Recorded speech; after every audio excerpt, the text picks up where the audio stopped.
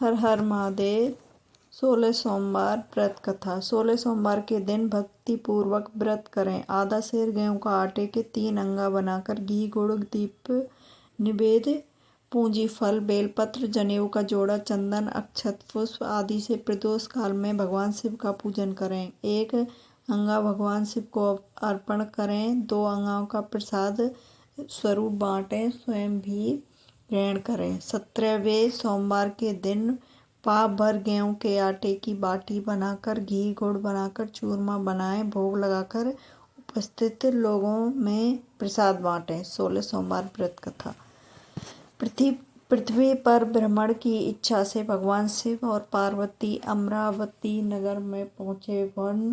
One उपवन और सुंदर भवनों को देखकर भगवान शिव को अमरावती नगर बहुत अच्छा लगा। उन्होंने कुछ दिन उसी नगर में रहने के लिए कहा। पार्वती को भी अमरा नगर बहुत अच्छा लगा। उस नगर के राजा ने भगवान शिव का एक विशाल मंदिर बनवा रखा था। शिव पार्वती उस मंदिर में रहने लगे। एक दिन पार्वती ने भगवान शिव से कहा, हे प्राणनाथ, आज मेरी चौसर खेलने की इच्छा हो रही है। पार्वती की इच्छा जानकर शिव पार्वती के साथ चौसर खेलने बैठ गए। खेल प्रारंभ होते ही उस मंदिर का पुजारी वहां आ गया। पार्वती ने पुजारी से पूछा, पुजारी जी, चौसर के खेल में हम दोनों में से किसकी विजय होगी? उस समय शिव पार्वती परिवर्तित रूप में थे। पुजारी ने एक पल कुछ सोचा और झट से बोला, चौसर खेल में त्रिलोक के नाथ की विजय होगी। यह सुन कहकर पुजारी पाठ पूजा में लग गया। कुछ देर के बाद चौसर में शिव जी की पराजय हुई, पार्वती जी की जीत गई। पार्वती जी ने ब्राह्मण पुजारी के मिथ्या वचन से रुष्ट हो उसे कोढ़ी हो जाने का श्राप दे दिया। शिव और पार्वती उस मंदिर में कैलाश पर्वत लौट गए। पार्वती के शाप से कुछ देर में ब्राह्मण पुजारी का सारा शरीर कोढ़ से भर गया। नगर की स्त्रियां पुरुष उस पुजारी को परछाई से भी दूर दूर रहने लगे। कुछ लोगों ने राजा से पुजारी के कोढ़ी हो जाने की शिकायत की तो राजा ने किसी पाप के कारण पुजारी के कोढ़ हो जाने का विचार उसे मंदिर में निकलवा दिया। उसकी जगह दूसरे ब्राह्मण को पुजारी बना दिया। कोढ़ी पुजारी मंदिर के बाहर बैठकर भिक्षा मांगने लगा।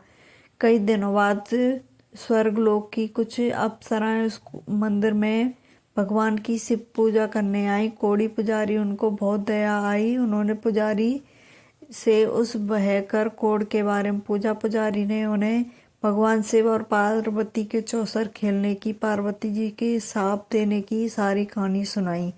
शाप की कहानी सुनकर अप्सराओं ने पुजारी से कहा कि तुम 16 सोमवार का व्रत विधि प्रकार करो, तुम्हारे सारे कष्ट रोग विकार शीघ्र नष्ट हो जाएंगे।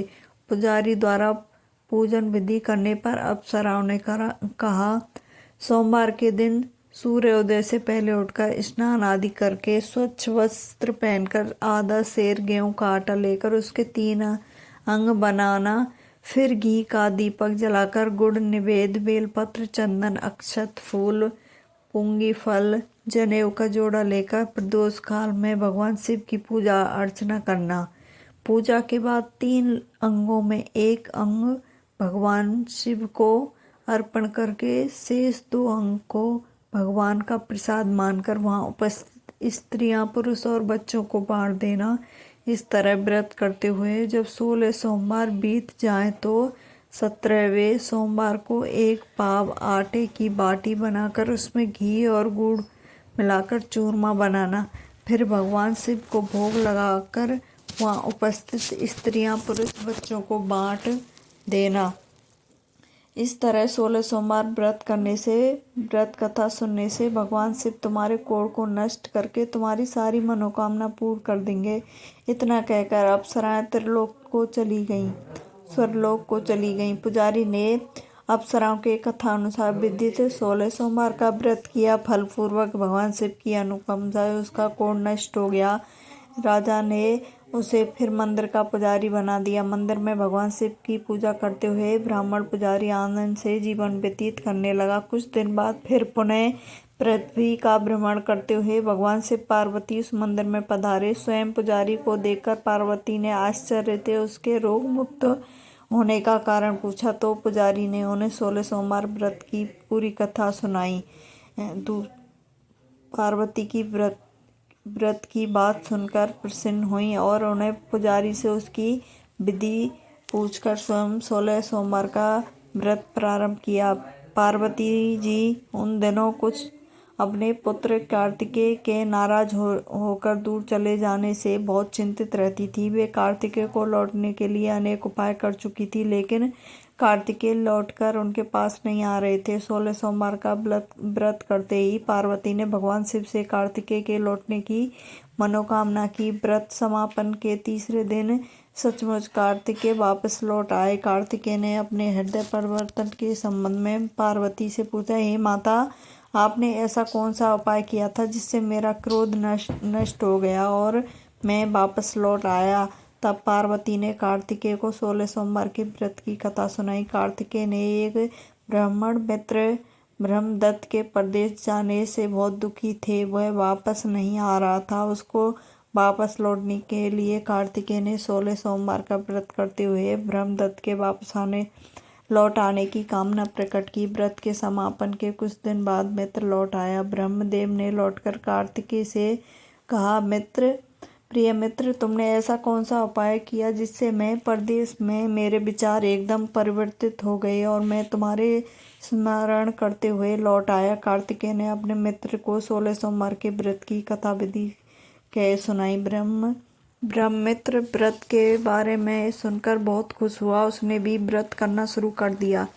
16 सोमवार व्रत का समापन करने के बाद ब्रह्मदत्त यात्रा पर निकले। कुछ दिनों के बाद ब्रह्मदत्त एक नगर में पहुंचा। नगर के राजा हर्षवर्धन की बेटी राजकुमारी गुंजन का स्वयंवर हो रहा था। उस स्वयंवर में अनेक राजाओं के राजकुमार आए थे। स्वयंवर में राजा हर्षवर्धन की हथनी जिसके गले में जयमाला डाल देगी, उसी के साथ राजकुमारी का विवाह होना था।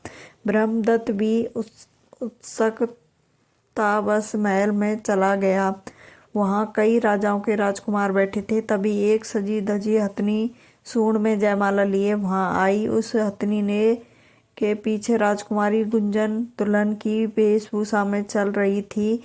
हथनी ने ब्रह्मदत्त के गले में जयमाला डाल दी। फलस्वरूप राजकुमारी का विवाह ब्रह्मदत्त से हो गया। 16 सोमवार व्रत के प्रभाव से ब्रह्मदत्त का भाग्य बदल गया। ब्रह्मदत्त को राजा ने बहुत सा धन और स्वर्ण आभूषण देकर विदा किया। अपने नगर में पहुंचकर ब्रह्मदत्त आनंद से रहने लगा। एक दिन उसकी पत्नी गुंजन ने पूछा, हे प्राणनाथ, आपने कौन सा शुभ कार्य किया था जो हथनी ने राजकुमार को छोड़कर आपके गले में जयमाला डाल दी? ब्रह्मदत्त ने 16 सोमवार व्रत की सारी कहानी बता दी। अपने पति से 16 सोमवार का महत्व जानकर राजकुमारी गुंजन ने पुत्र की इच्छा से 16 सोमवार का व्रत किया। निश्चित समय पर भगवान शिव की अनुकंपा से राजकुमारी के एक सुंदर सा स्वस्थ पुत्र उत्पन्न हुआ।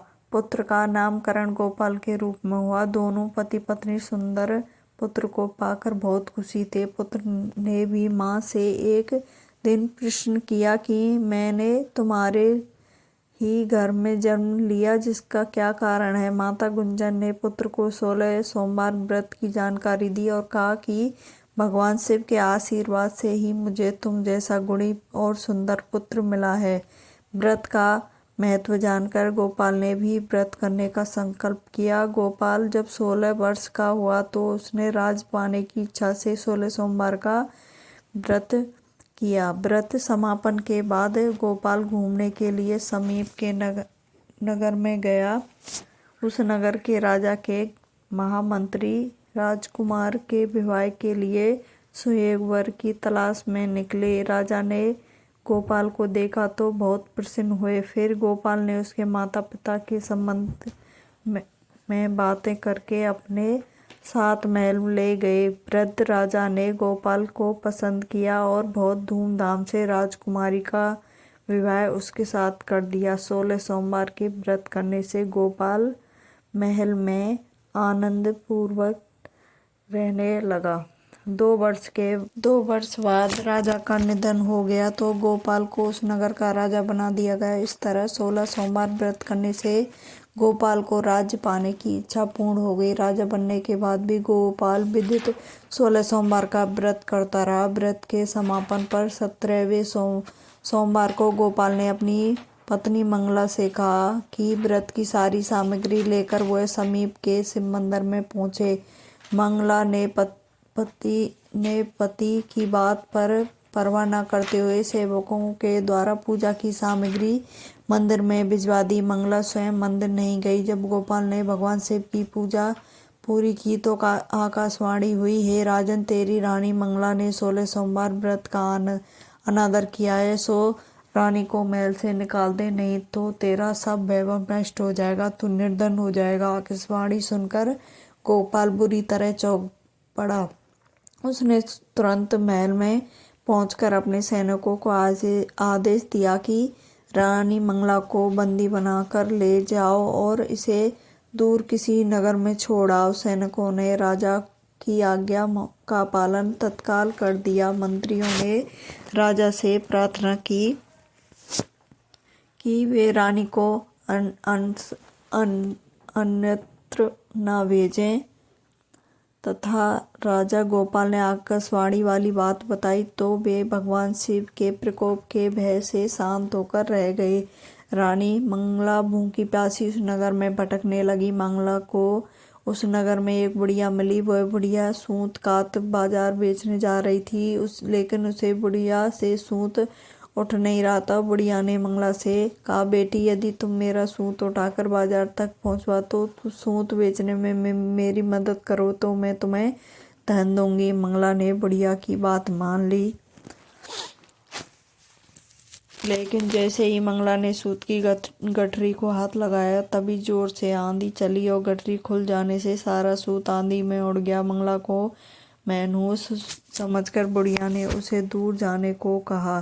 मंगला चलते चलते एक तेली के घर पहुंची। उस तेली ने तरस खाकर मंगला को घर में रहने के लिए कह दिया, लेकिन तभी भगवान शिव के प्रकोप से तेली के तेल से भरे मटके एक एक बूंद करके फूटने लगे। तेली ने मंगला को मनहूस जानकर तुरंत घर से निकाल दिया। भूखी प्यासी रानी वहां से आगे की ओर चल पड़ी। रानी ने एक नदी में जल पीकर अपनी प्यास शांत करनी तो नदी पर जल पीकर अपनी प्यास शांत करनी चाहिए तो नदी का जल उसके स्पर्श से सूख गया। अपने भाग को कोसती हुई रानी आगे चल दी। चलते चलते रानी एक जंगल में पहुंची। उस जंगल में एक तालाब था जिसमें निर्मल जल भरा हुआ था। निर्मल जल देखकर रानी की प्यास तेज हो गई। जब पानी पीने के लिए रानी ने तालाब की सीढ़ियां उतरी, जैसे ही जल को स्पर्श किया तभी उस जल में अखंड कीड़े उत्पन्न हो गए। रानी ने दुखी होकर उस गंदे जल को पीकर अपनी प्यास शांत की। दोपहर की धूप से परेशान होकर रानी ने एक पेड़ की छांव में बैठकर कुछ देर आराम करना चाहा तो उस पेड़ के पत्ते पल भर में सूख कर बिखर गए। रानी दूसरे पेड़ के नीचे जाकर बैठी तो उसके भी गिर गए। रानी तीसरे पेड़ के पास पहुंची तो उसके पत्ते भी गिर पड़े। पेड़ के विनाश देखकर वह वहां पर गांव को चराते गांव वाले बहुत हैरान हुए। गांव वाले मनहूस रानी को पकड़कर समीप के मंदिर में पुजारी जी के पास ले गए। रानी के चेहरे को देखकर पुजारी भी जान गए कि रानी अवश्य किसी बड़े घर की है, भाग के कारण यह दर दर भटक रही है। पुजारी ने रानी से कहा, पुत्री, तुम कोई चिंता नहीं करो, मेरे साथ इस मंदिर में रहो, कुछ दिनों में सब ठीक हो जाएगा। पुजारी की बात से रानी को बहुत शांति मिली। रानी ने उस मंदिर में रहने लगी, लेकिन उसके भाग में कोई परिवर्तन नहीं हुआ। रानी भोजन बनाती तो सब्जी जल जाती, आटे में कीड़े पड़ जाते, जल में बदबू आने लगती। पुजारी भी रानी के दुर्व्यवहार से बहुत चिंतित हुए। हे पुत्री, अवश्य ही तुमने कोई अनिश्चित काम किया जिसके कारण देवता तुम्हें नाराज होकर तुम्हें इतना कष्ट दे रहे हैं। पुजारी की बात सुनकर रानी ने अपने पति के आदेश मंदिर न जाने की शिव की पूजा नहीं करने की सारी कथा सुनाई। पुजारी ने कहा, अब तुम कोई चिंता मत करो, कल सोमवार है, कल से तुम 16 सोमवार के व्रत करना शुरू कर दो। भगवान शिव अवश्य तुम्हारे दोषों को क्षमा करके तुम्हारा भाग को बदल देंगे। पुजारी की बात मानकर रानी ने 16 सोमवार के व्रत प्रारंभ कर दिए। सोमवार के व्रत करके विदित शिव की पूजा अर्चना करके रानी व्रत कथा सुनने लगी। जब रानी ने 17वें सोमवार की विदित व्रत समापन किया तो उधर उसके पति राजा गोपाल के मन में रानी की याद आई। गोपाल ने तुरंत अपने सैनिकों को रानी मंगला को ढूंढने के लिए भेजा। रानी को ढूंढते हुए सैनिक मंदिर में पहुंचे। रानी ने लौटकर चलने के लिए कहा। पुजारी ने सैनिकों से मना कर दिया। सैनिक निराश होकर लौट गए। उन्होंने लौटकर राजा को सारी बात बताई। राजा गोपाल स्वयं उस मंदिर के पुजारी के पास पहुंचे। रानी को महल से निकाल देने के कारण पुजारी जी से क्षमा मांगी। पुजारी जी ने कहा राजा से, यह सब भगवान शिव के प्रकोप के कारण हुआ है, इसलिए रानी अब कभी भगवान शिव की पूजा अब हेलना नहीं करेगी। पुजारी जी ने समझा कर रानी मंगला को विदा कर दिया। राजा गोपाल के साथ रानी मंगला महल में पहुंची। महल में पहुंचते बहुत खुशियां मनाई। पूरे नगर को सजाया गया। लोगों ने उस रात दिवाली की तरह घरों में दीपक जलाकर रोशनी की। ब्राह्मणों ने वेद मंत्रों से रानी की मंगला का स्वागत किया। राजा ने ब्राह्मणों को अन्न वस्त्र दान दिए। नगर में निर्धनों को वस्त्र बांटे। रानी मंगला 16 सोमवार का व्रत करते हुए महल में आनंद पूर्वक रहने लगी। भगवान शिव की अनुकंपा के उसके जीवन में खुशी ही खुशी भर गई। 16 सोमवार के व्रत करने और कथा सुनने से मनुष्य की सभी मनोकामनाएं पूर्ण होती हैं और जीवन में किसी तरह की कमी नहीं होती है। स्त्री पुरुष आनंद पूर्वक जीवन व्यतीत करते हैं, मोक्ष को प्राप्त करते हैं। जय हो शिव शंकर भगवान।